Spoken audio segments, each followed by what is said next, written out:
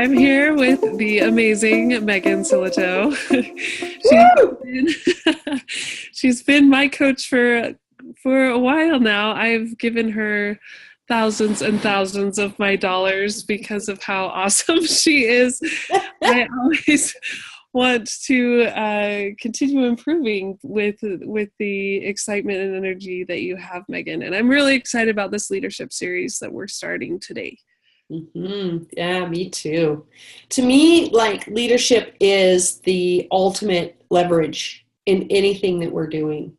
And if I can lead what I'm doing, then I am in the driver's seat. I am in the creator. I'm in the creator hat, and I have much more chance of producing what I really want in the world, and maybe even beyond that, as long as I know that I'm the one doing it, right? And I'm not the effect of anything or anyone. And a lot of people, like, they kind of balk at that, like, well, I didn't choose to get violated or whatever, and it's like, yeah, I think there's certain things in life that we don't go, like, I hope somebody rear ends me today or whatever when we wake up.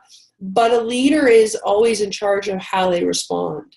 And no, we don't necessarily create every life experience exactly as it's coming in, but we are creating our world based on our points of view. And when we have a certain amount of crap coming our way, it's because we haven't taken the lead on changing our points of view. And so I love this topic. I've been exploring this topic. I've fought with this topic. I've rebelled against this topic. It's something that I'm currently really just excited and diving into and exploring even further. Awesome. I really see it being of so much value for people who I see a lot of people that are ready to make changes in their life, but they get wrapped up in old ways of doing things. And I really see this being of value to a lot of those people that could be coming into a new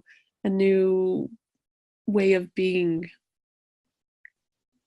Yes. Yeah, absolutely. I mean, if you want different results, you have to be different, and you have to choose different, and you have to create differently.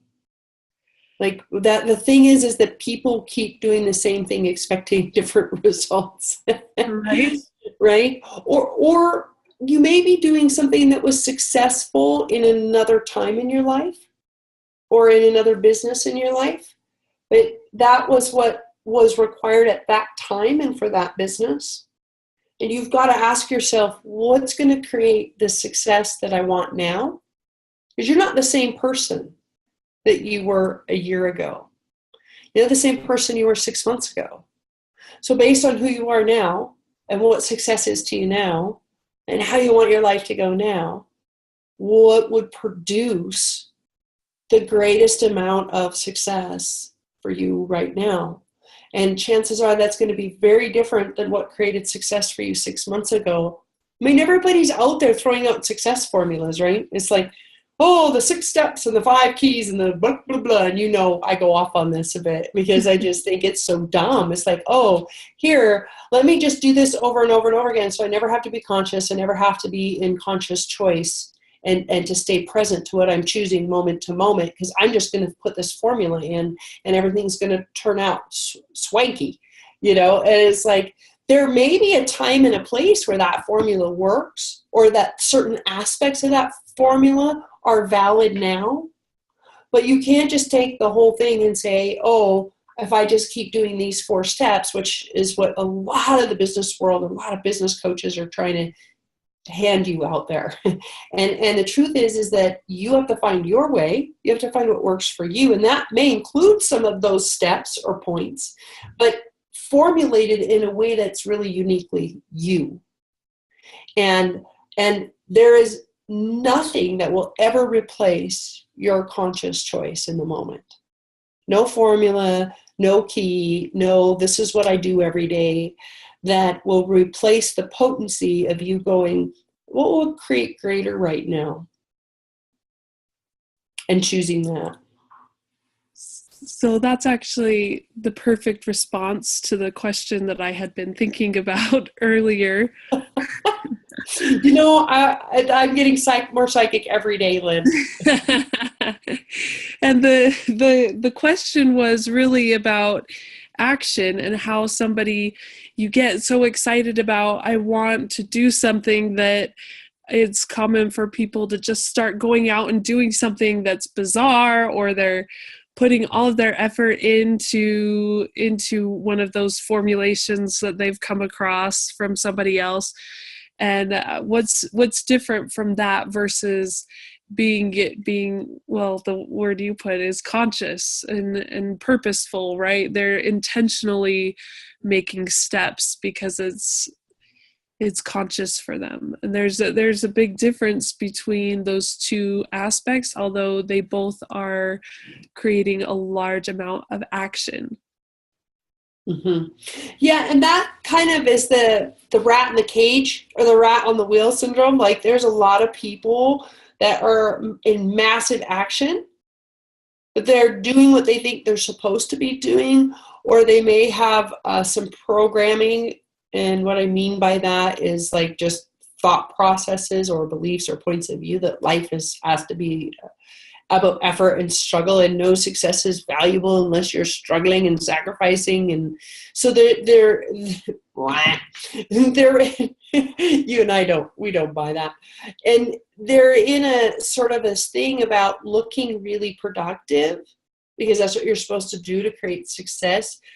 But they're actually not listening to the awareness that would bring them the actions that actually would create the traction that they want. So somebody can be over here going, like, working 18 hours a day, but the actions that they're taking aren't really getting traction because the actions are just what they think they're supposed to be doing, not necessarily what would actually create more or create greater or create traction in that thing. And so that slowing down to speed up, actually, right? To like go, okay, like what actually is required right now? And if you're in a flow and you're producing and it feels really light and you're excited, you're probably taking the actions that are getting you traction, that are going to generate the results that you're looking for. But if you're in this massive action and you're right, then you're probably, that's an indication that the actions probably aren't going to get you traction. And in a really simple way to talk about this, a metaphor is like sales. I had a sales coach one time tell me, it's like, don't even pick up the phone if your energy's in the tank, because that will translate. Like you are like, energy is what sells. The energy that you're in is what sells. I mean, we even talked about that before this video, right? Let's ask some questions. Let's get ourselves in an energy that where people want to listen, right? And it's like, you can't fake that shit. Like, you either are there or you're not there, right? And so, you know, if I could make 100 calls from in the dumps and my life sucks, I may get one response or one person that wants to buy, simply because there is an element that's a numbers game. Right? And if I just call enough people, and that is the old model of success, actually, right? If I just do enough, then something will happen. Something will have to happen if I take enough action steps. And that it works, but it's very exhausting. And the process is so exhausting that people actually don't want to do it. And so they avoid it and they get in a push-pull with it. And then they have to like get all revved up so that they can make their 100 calls or whatever. When actually, if you were in just that, and that energy of aliveness and following like what you know feels good to you and taking those actions and following that, then you might actually get 6 out of 10 calls where people are buying. And to me, that's the leverage of slowing down and going, okay, what do I need to do that will take this project to the next level? That's actually going to create greater for me in this project right now. And to, instead of just like, oh, I have to do this today, and oh, my list says I have to do this today, right? And it's I just haven't. I feel like where I'm going is that the process has to be as joyful as any outcome I could hope to produce. Because if not, then there's a level of out of integrity. Here, let me work like a dog and feel like crap so that I can be in charge of a successful team where we all feel like crap. And do you know what I mean? It's like, it doesn't make sense to me, because who you're being is what is creating your result. And if you're not being joy, then you're probably not going to have a lot of joy in any result you create either. And so to me, why not be joyful and create awesome results? That sounds much better. So, what advice do you have for people as far as staying in flow or really working in that space on a regular basis versus in that fight for, I'm going to be successful, like that kind of energy versus the flow energy? How do you stay in flow? Well, first of all, like choosing projects that feel light to you, that aren't like, oh, this, if I do this, it's going to get me this. Like, I've not ever seen that work. Oh, if I just go to 8 years of school in an area that I don't like, but I have my credential, then I can go and make money in an area I don't like.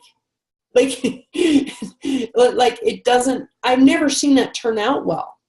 So it's like, or, oh, if I just work for 20 more years at my job, then I'll retire, then I can do what I really love. Do you know that people die, like a huge percentage of people die within a year after they retire?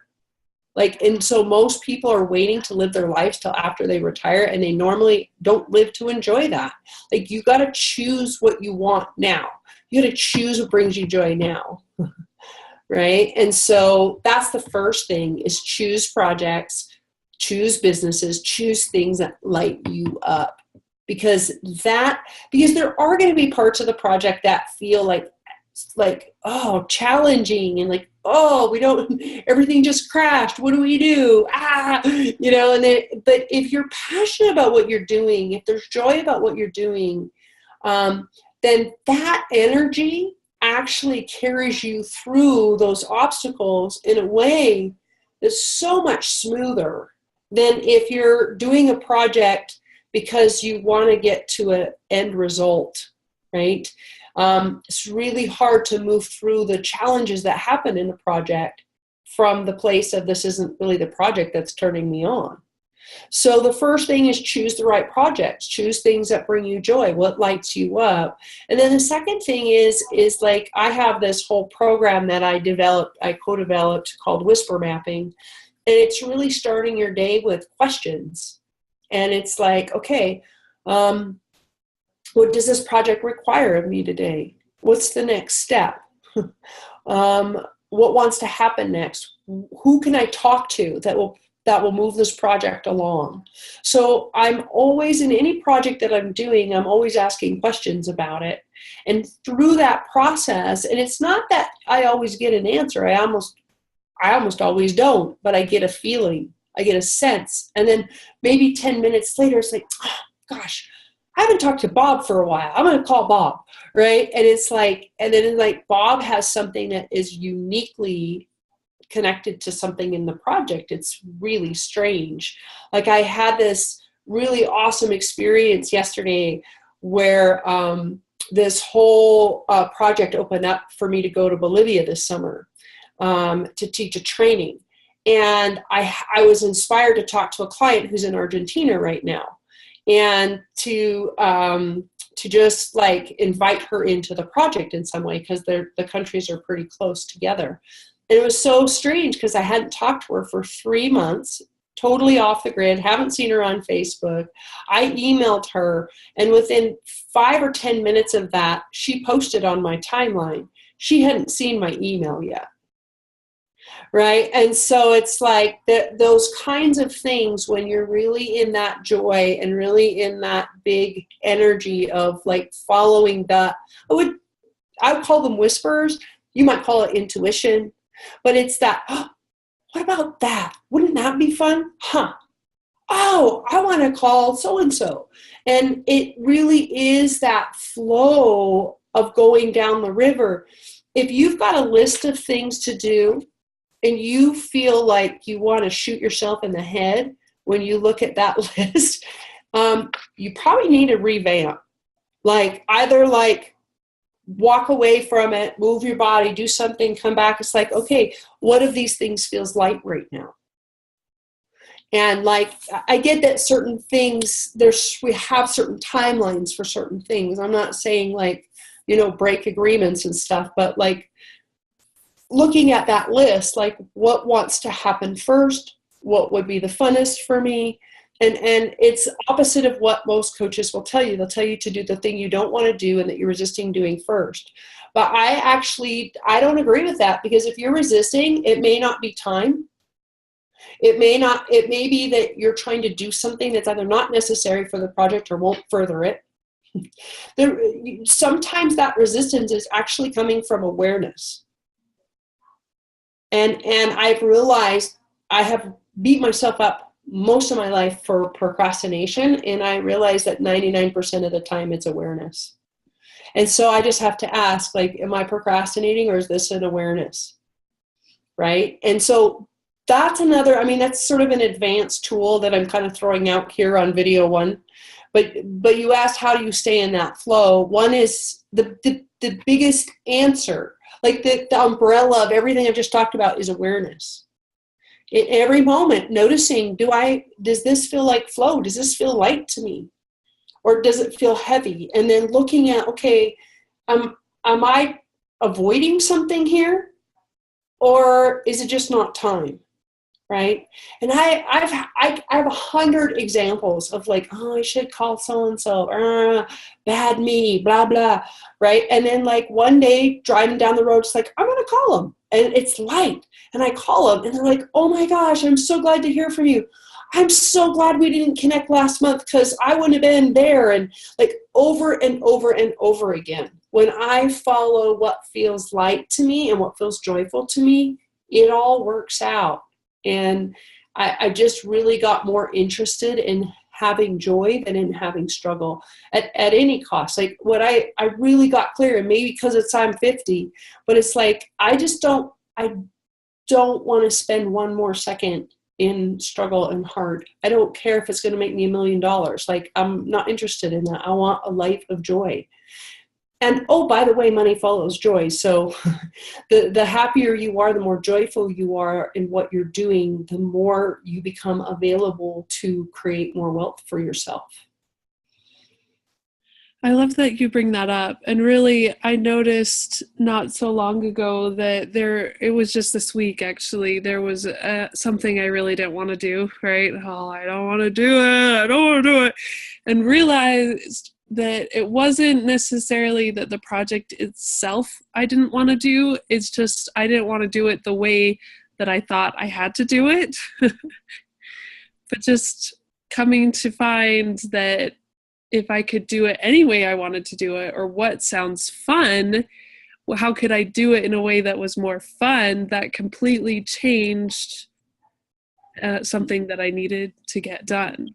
Yeah, so a lot of times those things that are heavy are just because we have a point of view about how it should happen, and that's actually what's creating that I don't wanna. Right. And so that's a really beautiful leadership tool, actually, is to look at something and go, okay, is there a way I can do this that would benefit me and others and I could have a good time, right? And like, because that's you being, it's not you being led by this thing outside of you that's saying, you need to get me done. I should have a little puppet. You need to get me done. And that's not leading. That's you being a victim of your circumstance. So that's by you asking that question, like, is there another way I could do this? Do I have a point of view that's actually making this really crappy right now? Right. And is there a way to do it that's fun for me? Right. So a lot of times that we've bought into other people's ideas about what business is and how we're supposed to do it. And, and it's amazing how hard people have made things just to justify being successful. It's like, I work my fingers to the bone. Like, good for you. Nice life choice. And thank God that you had that experience so I could see I don't want that life choice. Thank you. And like, for me, I really, truly, like, I'm so about play that if it's not fun, I ain't doing it, And for other people, it may not be so much about fun, but it may feel like the thing has to have depth to it. Or it needs to, like, their value is like peace, or their value is it's meaty, or some people, their value is challenging, not necessarily suffering, but they want to be able to push up and go, like athletes, right? It's like, how fast can I run? And, they want to be challenged, and that's a core value. And so they're going to say, hey, is this going to be challenging for me? That question is going to really light you up, and you're going to find things to help challenge yourself and make it meaty and interesting for you. So this is perfect. And I really feel like this is bringing us around full circle back to where we began, because this is an important distinction too, right? Because some people will start going, oh, so I don't have to work hard. I can just keep being what I'm being. But coming back to where we began, you have to be willing to do something different if you want a different result. Mm-hmm. So if you want a more joyful life, you need to be willing to live in the flow of joy. Mm-hmm. And that might take, in a way, work, because it takes time and effort and consciousness and capacity, and you have to choose to stay in that flow. Mm-hmm. Yeah. And if you are, if you're comfortable, you're not growing. So a lot of people, when they first hear this thing about follow the energy, what's joyful for you, that they think that means that they'll never be uncomfortable. If it's not comfortable, I'm not doing it. Like, it's actually just the opposite. If it's not comfortable, you should really consider it. And really, like, that question, will this create greater, right? And if that feels light, and you're a little bit uncomfortable, that's a really good place. If you're so uncomfortable that you're like gonna pass out, like, that's probably not the level of discomfort you want to be in. That may be giving you another kind of signal. But like, one of the things, and this, in all of my coaching and all of my trainings, one of the first things that I say is, gosh, you're going to need to get comfortable with being uncomfortable if you want to grow and if you want to have different results. And yes, you get to have joy doing it. But I find that actually when you push yourself, not in a forced kind of a way, but when you're like, yeah, that, and ooh, it's a little bit scary, but yeah, that, right? That there's a satisfaction when you go to bed at night. It's really different than if you stayed in your comfort zone all day and you never ever like reached outside of it. And to me, it's actually not joyful to stay in your comfort zone. To me, the joy is about challenging myself, is about choosing something different, is about doing something I didn't do before, right? Like right now, I did a 21-day challenge on Facebook. I don't know if you saw it, but I called it the Write and Roll Challenge. And why I did that challenge is that I really love spontaneity and inconsistency, and I resist doing things every single day. But it's like anything that you resist, right, really has you locked in somewhere. And I wanted to actually be able to choose consistency in a way that felt fun for me, to know that I had that choice, right? Because it's like, if I'm going to be successful, there's going to be times where consistency is what's required to push the project along. And there's going to be times where spontaneity is required. And I need to be able to choose either one of those without resistance. Does that make sense? So it was this total light thing. I got inspired and I thought, oh, this is going to be so fun. And like, I threw it out on Facebook in part to have playmates, but also to be, I knew I needed to be held accountable. I need to find a way to make myself accountable to myself. Okay.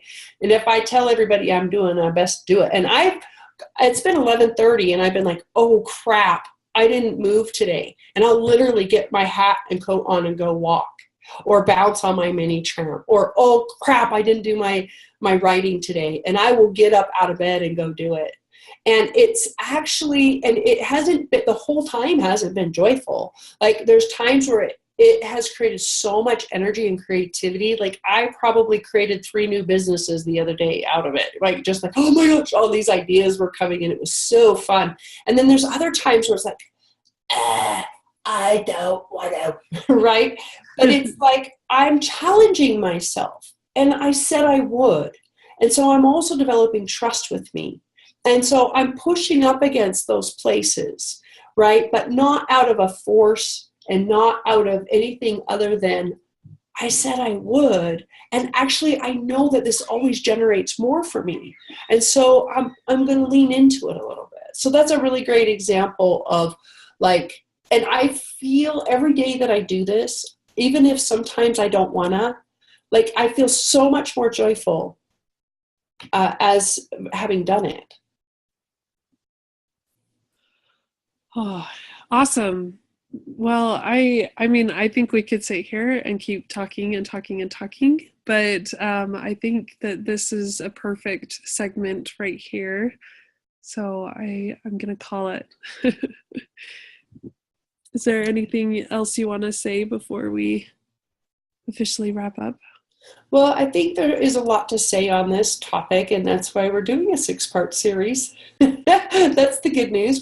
This is just a pause, and there will be more coming your way. And I, as you can tell, I'm very excited about this topic, and I have a lot to say. And I just appreciate this conversation. I appreciate your questions, because they allow me to get clear about things that I do organically that I don't necessarily know that I do. And that allows me to optimize them even more. And we'll talk about that more as we go, as like optimizing those things that you do that actually create really amazing results that you may not even know are leverage points for you. Oh, I'm really excited. And honestly, I'm really grateful too. You are clarifying a lot of things that I've been thinking about and pondering on and having questions about. So it's amazing. Thank you so much. You're welcome. See you next time. Until next time.